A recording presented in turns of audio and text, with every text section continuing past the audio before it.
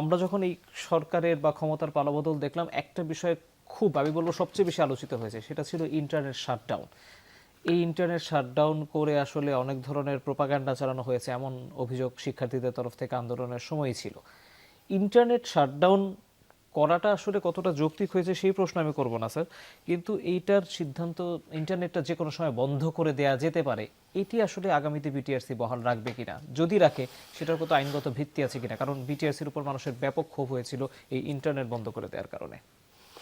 আমি একজন টেকনোক্রেট মানুষ এবং আমি ব্যক্তিগতভাবে মনে করি পানি, বিদ্যুৎ ইত্যাদি যেরকম মানুষের মৌলিক অধিকার, ইন্টারনেট ওরকম হয়ে গেছে, এটা মৌলিক অধিকার। এটা নিয়ে আর আমার আর্গুমেন্ট করার দরকার নেই। এটা নানা কারণ আছে, নানা কারণে এটা মৌলিক অধিকার।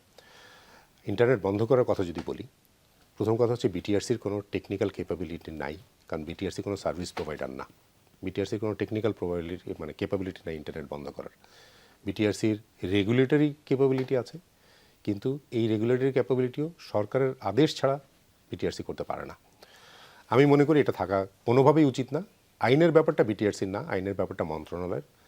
মন্ত্রণালয় আমাদের কাছে সুপারিশ চেয়েছে, আমরাও মন্ত্রণালয়কে সাজেস্ট করেছি আইনে যেন এমন জিনিসটা থাকে যে পানি, বিদ্যুৎ যেভাবে বন্ধ করা যায় না, ওই একইভাবে ইন্টারনেটও যেন কোনোভাবে বন্ধ করা না যায়।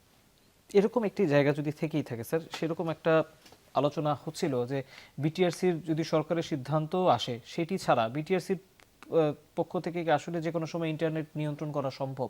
এটা আমাদের যারা দর্শক তারা জানতে চান, এটাই আসলে আরেকটু যদি স্পষ্ট করতেন। না, এটা সম্ভব না। আর প্রথমত আমি যদিও এই অ্যাপয়েন্টমেন্টটা নতুন, বাট বিটিআরসিতে অনেক আগে আমি একসময় ছিলাম, আমার এক্সপিরিয়েন্স থেকেও আমি জানি এটা বিটিআরসি কখনো করেও না, নিজের থেকে কখনোই করে না। এমনকি অপারেটরদেরকে যদি বলাও হয় এটা বন্ধ করার জন্য, ওরাও অথরিটি ছাড়া করে না কখনো।